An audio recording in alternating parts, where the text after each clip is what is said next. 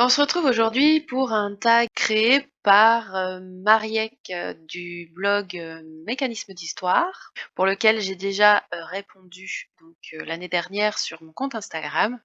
Et puis je me suis dit que ce serait pas mal de le faire en vidéo, jusqu'à ce que je me dise que ce serait pas mal de le faire en podcast. Donc nous voilà.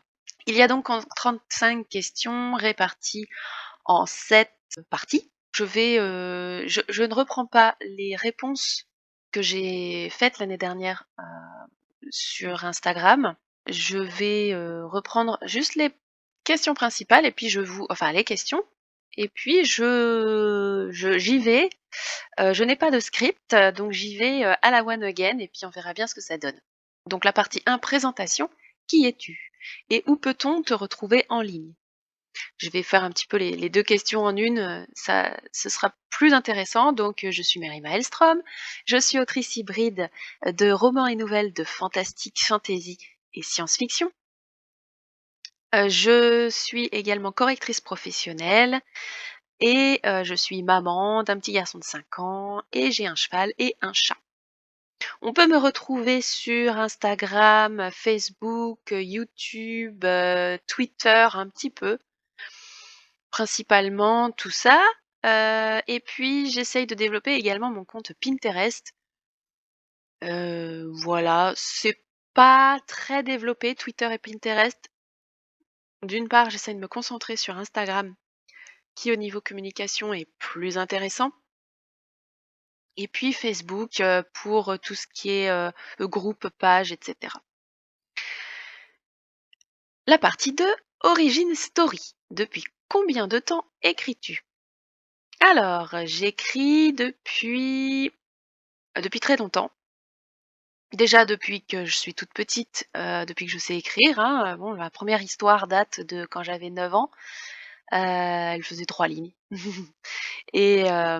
Et puis, après j'ai pas vraiment tellement écrit par la suite, réellement dans le but d'écrire des histoires, mais juste voilà, parce que j'aimais bien me raconter des histoires, mais pas dans le but de les publier.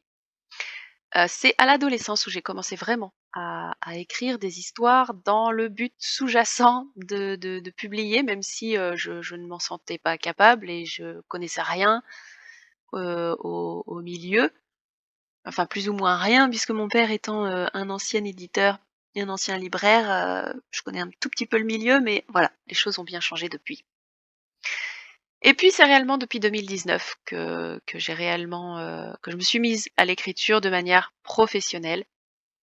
Donc voilà, ça fait 3 ans, 2-3 ans. Quel a été ton premier projet? Mon tout premier projet, ça a été un roman de fantasy, très manichéen. 2 sœurs jumelles, mais très différentes, voilà, une qui représente le jour, l'autre qui représente la nuit, enfin bref. Très, très, bateau, mais bon, en même temps, j'étais adolescente et on n'avait pas toutes les ressources qu'on a aujourd'hui concernant, la construction d'une histoire et cetera. Du moins moi, j'étais pas du tout au courant de tout ça. Donc j'y suis allée, en mode jardinier et puis j'ai jamais terminé l'histoire. Et ça remonte à quand j'avais 16 ans. Et quand as-tu fini ton premier projet? Eh bien, ça a été l'année dernière, ou plutôt cette année. Enfin oui, réellement on l'a terminé en 2021. Esprit de meute. C'est le premier projet, à but, éditorial, on va dire, que j'ai terminé et publié. Et quels sont les enseignements que tu en as tirés? Qu'il faut que je prépare mes histoires, mes intrigues et que je dois éviter de m'éparpiller dans mes projets parce que sinon je j'avance pas et je me démotive et qu'il faut que je sois régulière. Partie 3, toi, autrice. As-tu fait ton coming out d'autrice? As-tu annoncé à tes proches, famille, collègues, couple que tu écrivais? Alors, j'ai pas eu besoin de faire mon coming out puisque j'ai jamais caché que j'écrivais. Ça a toujours fait partie de moi, les gens l'ont toujours su. Que j'ai quand j'étais en couple ou quand j'étais au travail puisque j'amenais mon ordinateur et je travaillais, pendant la pause et puis, ben, mes proches, ma famille, voilà.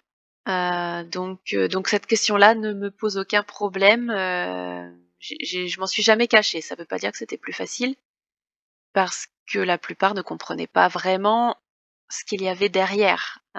Pour eux, c'était une activité comme une autre, comme on peut aller, faire du sport, courir le week-end ou se mettre à la musique pour, son plaisir, pour faire quelque chose. Non, moi, ça a toujours été plus que ça, l'écriture, même si quand j'étais gamine, oui, c'était parce que j'aimais ça et puis je me suis rendu compte, début de mon âge adulte et puis plus récemment quand je suis devenue maman, que l'écriture, c'était un besoin et qu'au-delà de ça, c'est quelque chose que je veux faire. C'est quelque chose dont je veux faire mon activité, sinon principale, au moins, secondaire, mais très, très important. Ce qui nous amène à la question suivante, pourquoi écris-tu? Pour m'évader, pour sortir toutes les histoires qui sont dans ma tête, pour donner vie au monde et aux personnages, qui sont en moi. Je crois que j'ai pas d'autre raison que ça. Alors oui, après évidemment, j'aimerais bien en vivre, voilà, j'ai envie de partager ça avec des lecteurs, mais le vraiment le pourquoi de base, c'est que j'ai plein d'histoires en moi et que j'ai envie de leur donner vie, de leur donner leur chance. Que lis-tu? As-tu un auteur, une autrice de prédilection? Je lis essentiellement de la fantaisie. Un peu de fantastique, un peu de science-fiction, du thriller, des romans psychologiques, de la romance psychologique. Mais voilà, beaucoup de fantaisie. J'ai tendance à dire que j'aime beaucoup Tolkien. En fait, j'aime beaucoup Le Hobbit particulièrement parce que j'aime pas du tout Le Seigneur des Anneaux. Alors pas que j'aime pas, l'histoire, l'intrigue, l'univers, au contraire, hein, j'adore, je suis une grande, grande fan. Par contre, j'aime pas du tout le lire parce que, c'est très descriptif et c'est, une façon d'écrire qui date de son époque et que voilà, avec laquelle j'ai beaucoup de mal. Sinon, un auteur plus récent que j'aime énormément et dont j'achète tous les ouvrages qui sortent dès qu'ils sortent, c'est Fabrice Pittet, qui est actuellement édité aux éditions, Cadaline, donc en Suisse, mais qui a aussi été édité, chez d'autres. Voilà, il écrit de la fantaisie. Je crois qu'il a écrit des nouvelles qui sont plus science-fiction, si je me trompe pas, voilà, c'est surtout ça, mais voilà, c'est beaucoup de fantaisie, c'est très épique. C'est très cinématographique et donc voilà, j'aime beaucoup et après, j'aime beaucoup ce qu'écrit également mon amie Alizée Villemain, dans un autre style, mais aussi fantasy. Puis, voilà, après j'ai d'autres auteurs et d'autres autrices, en particulier indépendants. Si je devais vous en faire la liste, ce serait trop long. Quel genre écris-tu? Eh bien, sans surprise, de la fantasy et un peu de fantastique et de science-fiction. As-tu un thème de prédilection? La plupart des thèmes, la plupart des histoires que j'écris tournent autour du thème de la liberté, les discriminations, et cetera. Donc que ce soit, la liberté d'expression, la liberté physique ou la liberté morale. Voilà, c'est ça qui ressort un petit peu et puis la quête d'identité. Est-ce que c'est quelque chose qui m'a toujours travaillé moi? Je pense que oui. En tant qu'adolescente et jeune adulte, j'ai toujours été et puis même enfant. Je sais que ce sont des questions que je me suis toujours posées. Qui suis-je? Pourquoi suis-je ici? Qu'est-ce qu'on fait dans la vie? À quoi ça rime? Et cetera. Donc voilà, le sens de la vie, la quête d'identité, notre place dans le monde et la liberté. Bon, ça fait plusieurs thèmes ça. Quel est ton personnage préféré dans tout ce que tu as écrit? Mon personnage préféré, c'est actuellement Siobhan Alferal, qui est l'héroïne d'Eretilia, un des personnages principaux. Donc c'est ma trilogie fantasy. Je pense que c'est parce qu'elle me ressemble beaucoup, j'ai mis beaucoup de moi en elle. Elle a un caractère, très fort, elle paraît très forte, en apparence, de l'extérieur et elle est en fait très sensible et très fragile à l'intérieur. Bon, elle est très forte, mentalement également, mais elle a ses faiblesses et elle a ses moments de faiblesse qu'elle ne veut pas montrer aux autres et donc en ça me ressemble beaucoup et elle est assez vulgaire et elle est très franche et surtout dans son adolescence et donc ça c'est moi tout craché et elle voudrait sauver le monde et ça c'est complètement moi, même si je suis pas aussi, j'ai malheureusement pas autant de poids qu'elle, dans le monde. As-tu un défaut d'écrivain? Alors des défauts d'écrivain ou des tics d'écrivain, je pense qu'on en a tous. Donc oui. Lequel? J'ai beaucoup des tics d'écriture dans le sens où, Bon, au-delà des répétitions, des adverbes, de l'utilisation du verbe être, du verbe avoir, des verbes ternes, etc. J'utilise beaucoup tout à fait. J'utilise beaucoup l'expression tout à fait, des choses comme ça. J'ai tendance, alors j'essaye de me corriger, mais j'ai tendance à commencer mes phrases par un adverbe. Donc j'en ai pris conscience, donc c'est vrai que j'essaye ou par un participe présent, pardon.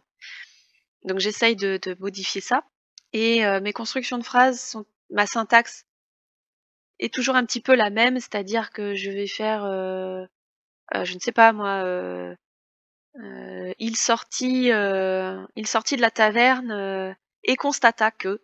Il marcha dans la rue, en pensant à ses amis et s'imagina que, voilà. Ou alors mais, il y a beaucoup de mais aussi.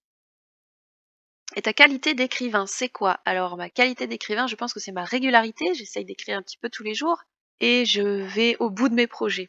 C'est-à-dire que quand je me dis voilà, je travaille sur ce projet-là, je fais ce projet-là, et j'essaye de mettre les autres en pause à côté. Je suis assez têtue, donc en général, je m'y tiens. Je pense que dans ce cas-là, c'est une qualité parce que l'écriture demande, de l'autodiscipline. Voilà, ça peut être aussi une des qualités à rajouter. Demande beaucoup d'autodiscipline et voilà, ça demande beaucoup d'énergie pour arriver à tout ça. Quelle est la pire critique qu'on pourrait te faire en tant qu'autrice? Que mes histoires ou mes personnages sont creux, vides de sens, que ça va nulle part, que c'est pas intéressant, que ça manque d'émotion, et cetera.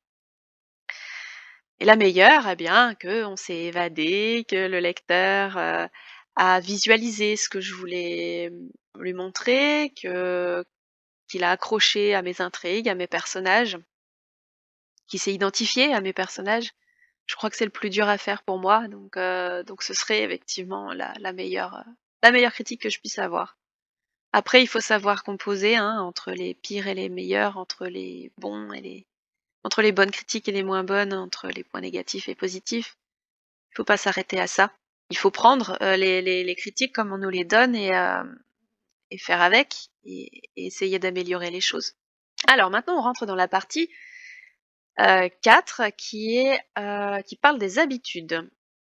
Donc, quels que soient les points abordés, ça va évidemment, je vais les rapprocher évidemment par rapport à l'écriture et à mes sessions d'écriture. Donc, la première question, c'est café ou thé?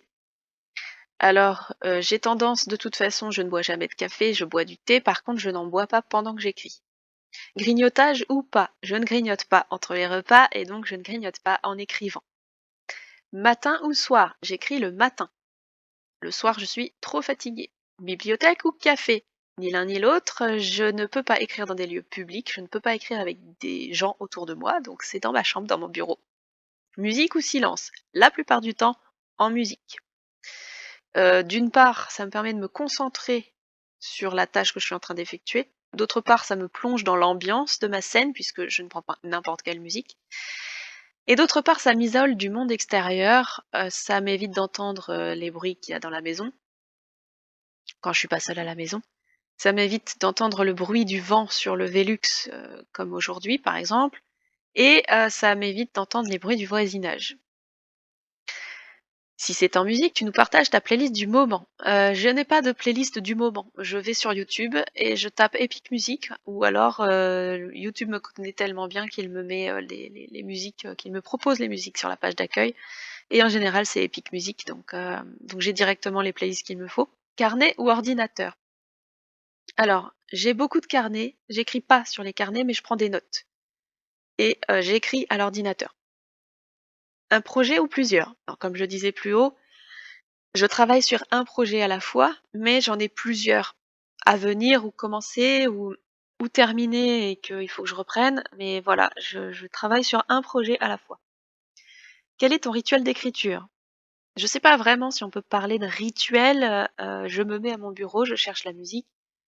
J'ouvre mon fichier Excel avec mon plan et j'ouvre mon fichier Word avec mon texte. Je relis quelques passages de ce que j'ai pu écrire avant, de la session d'avant, et puis je reprends là où j'en étais, je continue à écrire. Quelle est ton application d'écriture préférée? Alors à une époque, j'utilisais Scribook. Ça m'arrive pour les textes courts. J'ai été sur Wattpad, Scribd, j'ai tenté Scrivener, mais je suis revenue après tout ça, je suis revenue à Word, tout simplement. Tu nous parles de ton bureau. Mon bureau est en bazar, pour rester poli. D'un côté, j'ai mes carnets avec mes stylos, de l'autre, j'ai la photo de mon fils, j'ai des papiers, j'ai des câbles de mon micro-cravate, du branchement USB du Panda lumière veilleuse de mon fils, le câble de recharge de la liseuse, de l'appareil photo, voilà, et des post-it un peu partout. Ta méthode d'écriture, Panzer ou planeur? À une époque, j'étais jardinier, donc Panzer. Aujourd'hui, je suis planeur, c'est-à-dire, comme son nom l'indique, architecte. Je planifie mon histoire, depuis les fiches personnages jusqu'à mon plan, en passant par le synopsis, etc. Et je ne peux plus m'en passer parce que lorsque je me lance dans une histoire sans plan, ça ne va jamais très loin.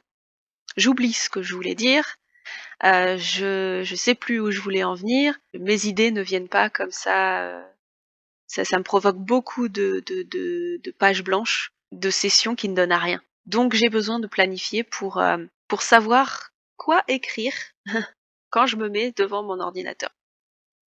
As-tu une méthode d'écriture? Et si oui, laquelle? Non, j'ai pas spécialement de méthode d'écriture. À une époque, j'ai testé la méthode du flocon qui est très, très, très complète et très, très, très contraignante. Je ne peux pas, je me démotive au bout d'un moment. Par contre, je me base, j'ai repris les bases de la technique que j'ai adaptées ensuite à moi. Et ensuite, j'ai quasiment toutes les masterclass de Cécile Duquesne, donc de l'école d'écriture 2.0, et qui m'a aidée et qui m'aide encore aujourd'hui, parce que je les ai pas toutes écoutées, mais qui m'aide à développer certains points de blocage, certains points précis dans l'écriture. Comment se passe en gros l'écriture d'un roman pour toi? Quelles sont les grandes étapes? Alors tout simplement, bon bah déjà je me fais une séance de brainstorming quand j'ai une idée qui me vient. Je vais voilà, noter les différents éléments, déterminer tout ça, l'époque, voilà les grandes idées. Et ensuite, je vais tirer un pitch, donc un résumé, on va dire, de 2-3 phrases avec qui, que, quoi, quand, comment, voilà. À partir de là, je vais créer les fiches personnages. Les personnages principaux. Je détaille pas les personnages secondaires que les personnages vont rencontrer dans l'intrigue. Je me concentre vraiment sur les personnages principaux. Le ou les personnages principaux. Au moins le protagoniste, l'antagoniste et l'aidant et l'opposant. Éventuellement les personnages secondaires importants. Ensuite, alors je l'ai pas trop fait pour Eretia, mais il faut que je le refasse. Les fiches lieux, pour les lieux importants, éventuellement une carte pour la fantasy, et puis des recherches sur des points spécifiques. Alors pour les univers de fantasy, bah ça va être pour la magie, la géopolitique, la technologie, les croyances, le panthéon, voilà, tout ça. Ensuite, seulement, je vais rédiger un synopsis complet. Un synopsis de travail, hein, je précise, pas le synopsis qu'on envoie aux éditeurs. Ça va reprendre, donc je vais reprendre mon pitch. Donc c'est en ça que là, ça ressemble un petit peu à la méthode du flocon. Donc je reprends mon pitch, chaque phrase de mon pitch, et je vais détailler ça en paragraphes plus développés pour essayer d'en dégager une intrigue. Alors avant ça, par contre, je me fais un mini plan parce que j'aime bien la structure en 3 actes avec, comment ça s'appelle? Situation initiale, éléments perturbateurs, péripéties, climax et résolution. Et je vais tourner mon synopsis comme ça, en fait. Je me pose ces grandes étapes-là et je remplis avec mon intrigue principale pour l'instant là-dessus. Ensuite seulement, je vais reprendre mon synopsis et je vais faire le plan. Et comme j'ai déjà travaillé sur situation initiale, éléments déclencheurs, etc., mon plan est fait dans les grandes lignes et j'ai juste à remplir chapitre par chapitre et scène par scène. Et ensuite, je me mets à l'écriture. La 6e partie, quels sont tes projets. Alors, quels sont les projets que tu as terminés? Eh bien, Esprit de Meute, voilà, c'est le seul que j'ai terminé. Après oui, ça a été des recueils des recueils de nouvelles, des petites nouvelles par-ci par-là. Ça a jamais été des projets pour moi.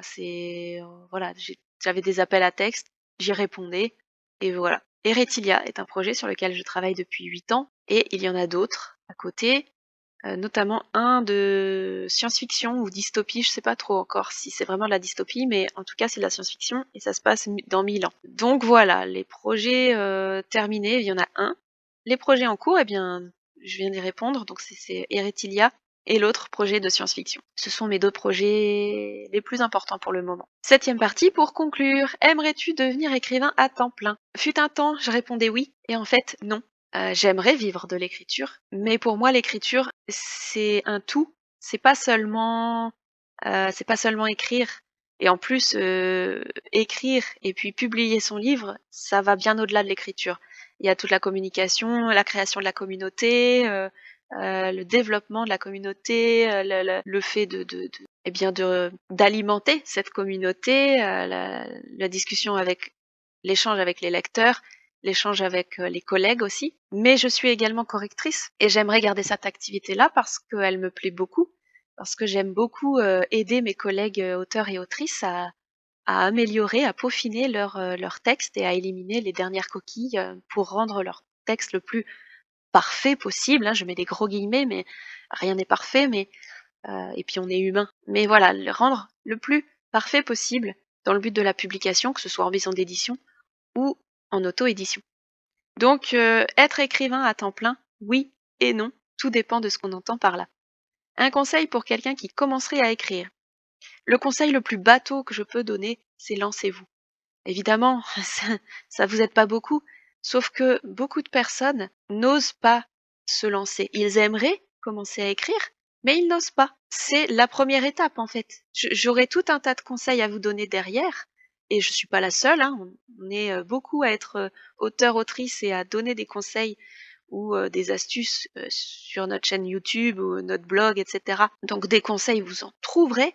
Le premier conseil, c'est lancez-vous. Je ne peux pas dire plus. Une autre question à laquelle tu souhaiterais répondre. Je n'ai rien d'autre à ajouter pour tout ça. Il y a énormément de choses à dire. J'ai même pas développé beaucoup.